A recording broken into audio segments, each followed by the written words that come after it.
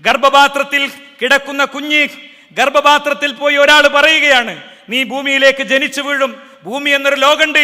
ആകാശവും അത്ഭുതങ്ങളും ആഴികളും പിന്നെ കാട്ടാറുകളും കാട്ടുമൃഗങ്ങളും അങ്ങനെ എല്ലാമുള്ള ഭൂമി ഉണ്ടെന്ന് പറയുമ്പോൾ അതൊന്നും ഇല്ല എന്ന് പറയുന്ന ഒരു കുഞ്ഞിനെ പോലെയാണ്, ഗർഭപാത്രത്തിലെ കുഞ്ഞിനെ പോലെയാണ്.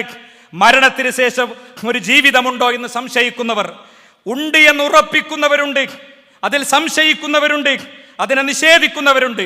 എല്ലാവരോടും വിശുദ്ധ ഖുർആൻ ഒറ്റ വാക്കേ പറഞ്ഞിട്ടുള്ളൂ, അതിതാണ്, അലം യകൂ നുത്ഫതൻ മിൻ മനിയ്യിൻ യുംന, കേവലം നീ ഒരു ഇന്ദ്രിയ ബിന്ദു മാത്രമായിരുന്നു.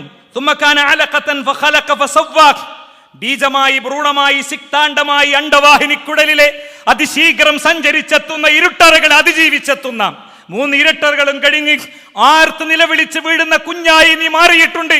അത് നിർവഹിച്ചത് റബ്ബാണെങ്കിൽ അലൈസ ദാലിക ബിഖാദിരിൻ അലാ യുഹ്യിൽ മൗത, അവനെ മരിച്ചവർക്ക് ജീവനിട്ട് കൊടുക്കൽ പ്രയാസമാണോ എന്നാണ്.